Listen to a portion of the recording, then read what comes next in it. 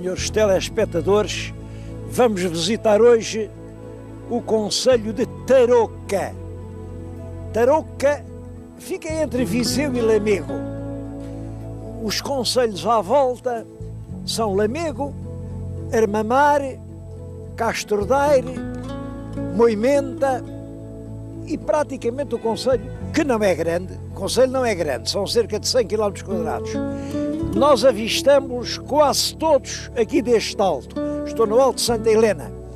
Este grande vale é que chamam agora o Vale Encantado, e com alguma razão. O vale tem imensos motivos de atração. Creio que as grandes riquezas do concelho de Tarouca são, primeiro, a história, depois o vinho, a seguir o presunto e algumas coisas mais. Vamos dar uma volta a isso tudo.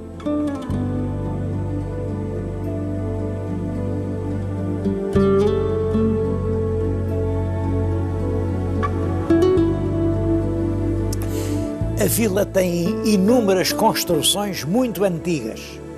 Eu agora estou a falar-lhes na Igreja Matriz. Pelo exterior vê-se perfeitamente que é um templo da transição do românico para o gótico. Portanto, uma coisa dos finais do século XIII. Claro, no interior ela foi muito modificada. Em todo caso, tem muito interesse, muito interesse. Queria-lhes falar em especial deste túmulo. É um túmulo manuelino. Isto deve datar de cerca de 1550 e ninguém sabe quem lá está sepultado. De qualquer maneira, era a pessoa mais importante de Tarouca que mandou aqui, na igreja, meter este túmulo grandioso e que hoje não tem nenhuma referência a quem lá esteja. Diz toda a gente aqui que é o primeiro conde de Tarouca. Bom, se assim é, esse primeiro conde de Tarouca é Dom João de Menezes. É filho daquele Dom Duarte de Menezes de quem já lhes tenho falado, aquele bravo fidalgo que morreu às portas de Tanger para salvar a vida do rei Dom Afonso V. Os mouros vinham atrás dele, vinham já quase a alcançá-lo, e o Dom Duarte ficou a enfrentá-los, enquanto o rei se escapuliu. É claro, o Dom Duarte é que ficou ali feito em postas. Aliás, desapareceu o corpo. Só ficou, imaginem, ficou um dente que ele tinha ido ao dentista em Portugal e tinha ficado cá um dente, e depois a viúva mandou fazer um sepulcro enorme que está em Santarém, no museu em Santarém, um sepulcro para guardar um dente. Pois este João de Menezes era filho dele e foi também um grande fidalgo, também foi governador de Tanger. Com este homem passou-se uma história engraçada. Ele foi uma vez a comandar uma armada portuguesa que foi socorrer Veneza, porque estava a ser atacada pelos turcos, e ele era o comandante dos navios portugueses. Quando chegou lá, os italianos fizeram uma certa troça, porque ele ainda era jovem, e disseram: lá em Portugal os almirantes são muito novinhos, não são? E ele respondeu: não, lá em Portugal os militares morrem todos cedo porque vão à guerra.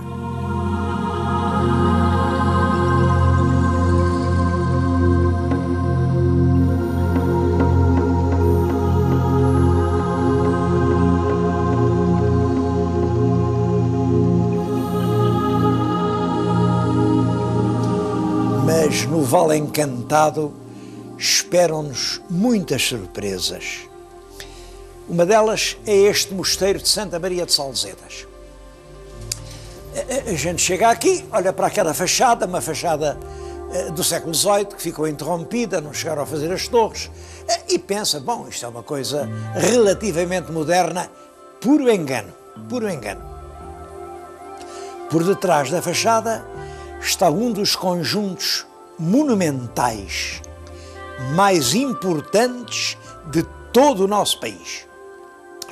é um mosteiro que foi fundado por Dona Teresa Afonso. Essa Dona Teresa Afonso era a esposa do Egas Muniz. O Egas Muniz, o aio do primeiro rei de Portugal, o aio de Dom Afonso Henriques. Portanto, é uma coisa do século XII. Quem olhar com atenção ainda vê incrustadas nas paredes as colunas do século XII. Depois, no século XVII, houve uma transformação e vêem-se, portanto, as colunas do século XII e depois, inscritas nelas, as colunas do século XVII. Aquela sala do capítulo, por exemplo, é do século XV. E reparem que dó que aquilo faz. Há lá um claustro do século XII, todo em ruínas. Depois, ao lado, um claustro lindíssimo do século XVII, todo em ruínas.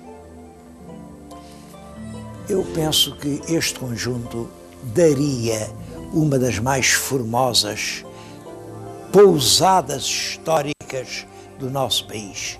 Eu pensei que isso custa dinheiro, mas não há nada que não custe dinheiro. E se nós acreditamos que o futuro está no turismo, temos que fazer esses investimentos. Esta abadia está relacionada com um outro monumento que apareceu agora há meia dúzia de anos, aqui a 2 passos, a que chamam Abadia Velha. O senhor telespectador está agora a ver o que resta da Abadia Velha.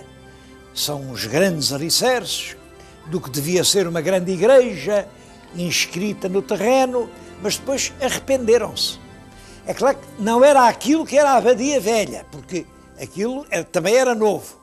A Abadia Velha era uma outra, uma abadia de monges agostinhos, que estava ali desde o século IX ou X, e em substituição da qual começaram ali a fazer um grande templo.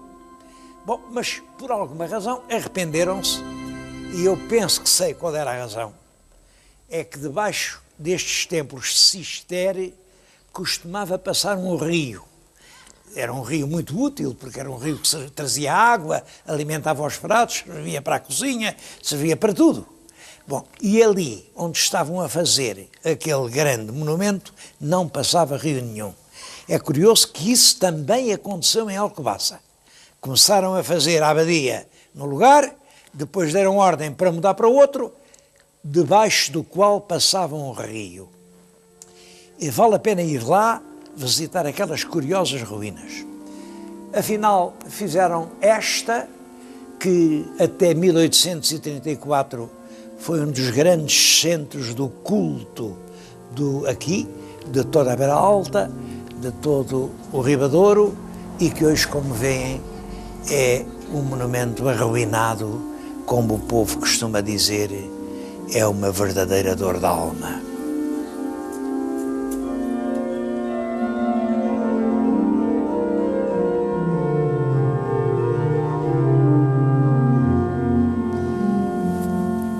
Muito mais sorte que o mosteiro de Salzedas teve este mosteiro em que agora estou, de São João de Tarouca.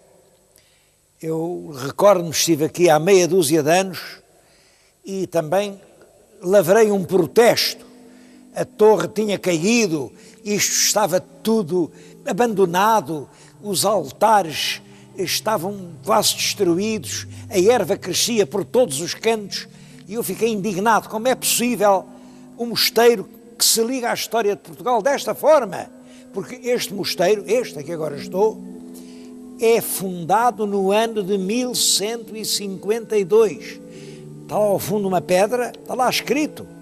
Fundada foi esta igreja no ano de 1152. Estávamos, portanto, no início do reinado do nosso grande Dom Afonso Henriques. Como era possível deixar isto neste estado? Pois bem, nesta meia dúzia de anos, o IPAR fez aqui trabalhos de restauro notáveis. Hoje, este mosteiro não envergonha ninguém.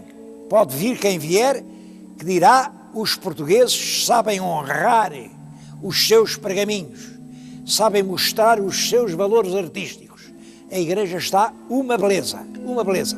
Tudo, desde a entrada à sacristia, toda esta igreja hoje está uma beleza. Não posso deixar de dar os meus parabéns ao IPAAR. Atuaram em cheio. Assim é que se faz a glória de um país. Eu também queria aproveitar esta vinda a Tarouca para prestar a minha homenagem a um homem. Eu vim até a Tarouca por causa disso. É um homem, ele é da minha idade, tem mais um ano do que eu, e ontem foi o lançamento de mais este seu livro,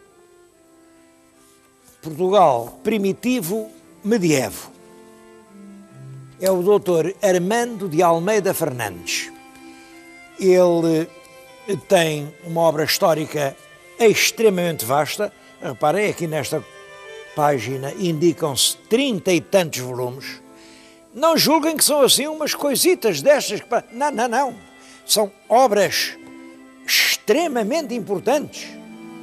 Eu devo dizer que, por exemplo, a mais notável obra sobre história local em Portugal no nosso século, que é Tarouca Monumenta Histórica, são 3 volumes da autoria do Dr. Almeida Fernandes.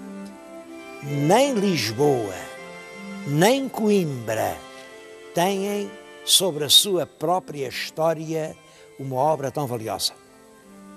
Mas tem muitas outras coisas. Isto, por exemplo, é a toponímia do Concelho de Ponte de Lima. É outro livro precioso, absolutamente precioso. Eu acho que não exagero muito se disser que o Dr. Armando de Almeida Fernandes é um dos maiores historiadores portugueses contemporâneos. E estou a pronunciar estas palavras num lugar que, de certo modo, é simbólico. Vêem atrás de mim um grande túmulo. É o túmulo de alguém que pode ser considerado o fundador da história em Portugal. É o Conde Dom Pedro, Conde de Barcelos, filho de El-Rei Dom Dinis e autor de livros que hoje são o fundamento de toda a gente, são a base de quem quer que se queira ocupar da história da Idade Média portuguesa. O livro de linhagem, chamado Livro de Linhagem do Conde Dom Pedro, a História Geral de Espanha, que foi reeditada pelo professor Lindley Sintra, com um admirável estudo introdutório. Bom, são as grandes obras fundamentais escritas durante a Idade Média sobre a nossa Idade Média. E é com emoção que eu, junto do túmulo do nosso primeiro historiador, estou a prestar homenagem a este grande historiador contemporâneo, grande e quase ignorado, porque este homem nunca quis fazer parte de grupos, de movimentos, de academias, de escolas. Ele não tinha tempo para isso. Passou a vida inteiramente a trabalhar com o amor da verdade, como eu não conheço e outro exemplo em Portugal. Bom, eu penso que ele está longe de ser conhecido no nosso país na dimensão do seu merecimento. E penso que estou, de certo modo, a praticar um ato de penitência e de reparação aqui, junto do túmulo do fundador da história portuguesa, ao chamar a atenção para esse grande obreiro da investigação do passado nacional que se chama Armando de Almeida Fernandes.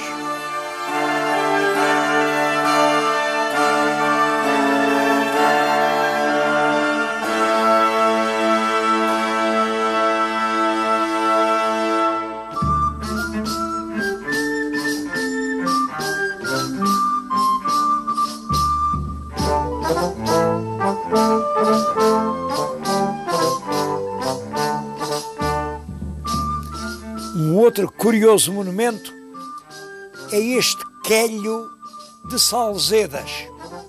É um bairro medieval. Talvez não haja nenhum outro tão típico e tão puro em Portugal. São casas do século XV, XVI, que se mantiveram na sua pureza intacta. É claro, agora se não lhes acodem, tudo isto vai cair. Mas que grande bairro turístico aqui se podia fazer.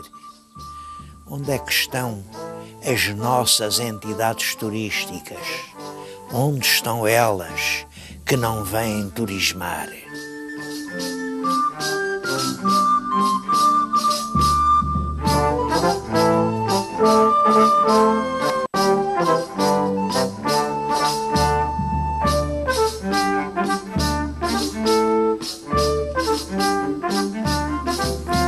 Bom, mas aquele tipo de povoação é agora uma relíquia medieval que talvez valha a pena conservar. Em todo caso, as pessoas estão a reinstalar-se. As pessoas hoje procuram o conforto. Olhem, uma atividade económica que está a ter um grande resultado é a construção de cozinhas. Cozinhas com todo o conforto. Tenho justamente ao pé de mim um jovem, ele faz agora 7 anos, que ele e um irmão mais novo, o irmão tinha 19 e ele tinha 22 nessa altura, portanto, quase 2 garotos, se meteram a fazer cozinhas. Parecia uma aventura. Só o ano passado venderam 300 cozinhas. Têm vários estabelecimentos e é um negócio em pleno desenvolvimento.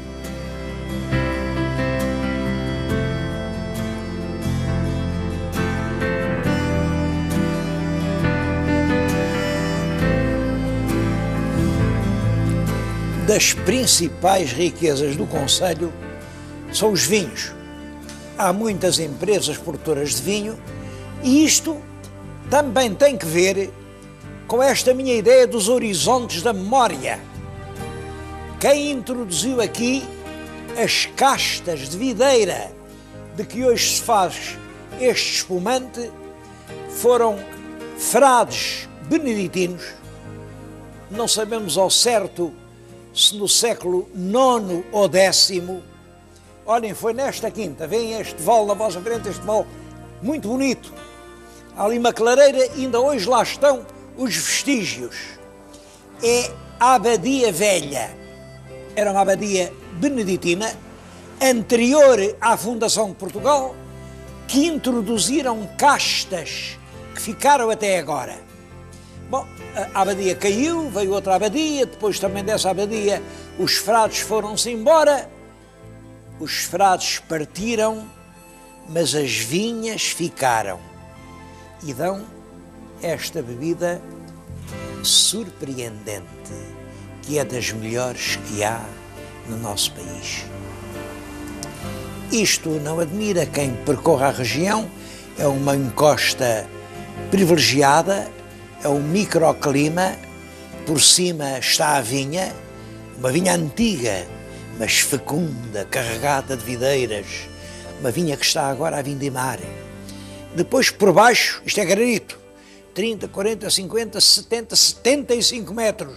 Lá embaixo, uma cave de granito azul, profunda, uma das mais bonitas caves do mundo. Guardam-se ali cerca de 3 milhões de garrafas de um vinho feito, é claro, com todas as exigências, todos os requisitos da técnica mais moderna, mas ao mesmo tempo de acordo com todos os ditames das leis que nos ensinaram os beneditinos há quase 1000 anos.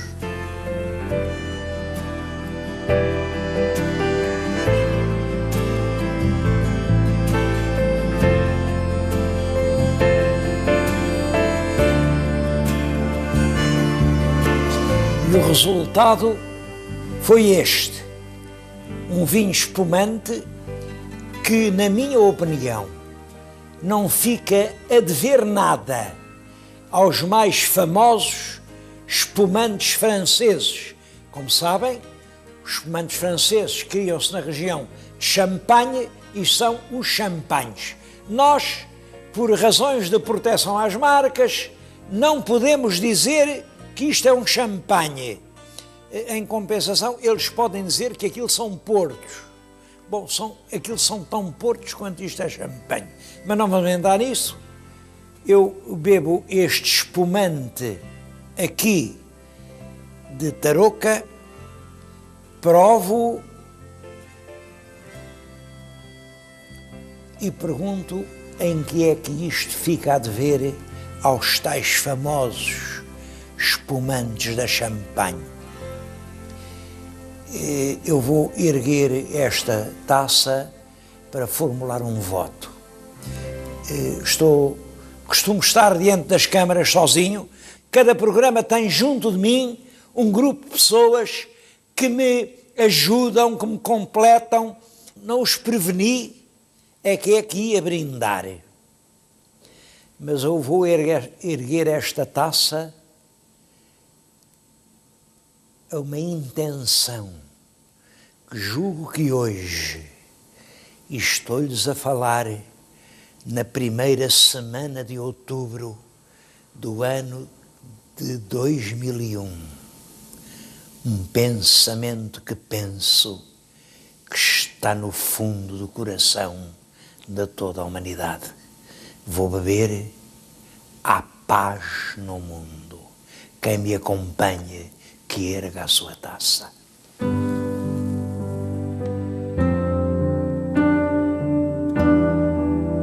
Hoje entram aqui por ano cerca de 25 mil pessoas, na sua grande maioria estrangeiros. Poucos portugueses sabem que existe este verdadeiro monumento nacional. Eu penso que esses 25 mil, com algum planeamento e imaginação, se podem transformar facilmente em 250 mil. Para isso basta, olhem, vem aquele rito, rompam aquele bloco, façam uma sala para provar o vinho.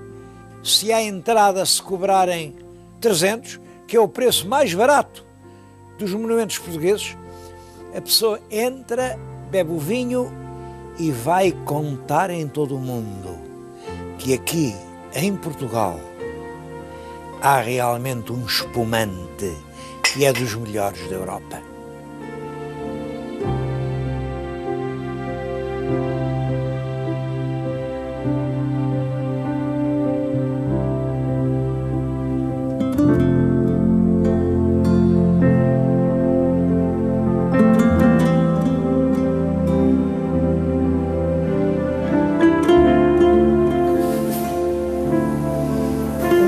Grande riqueza do concelho são os famosos enchidos de lamego.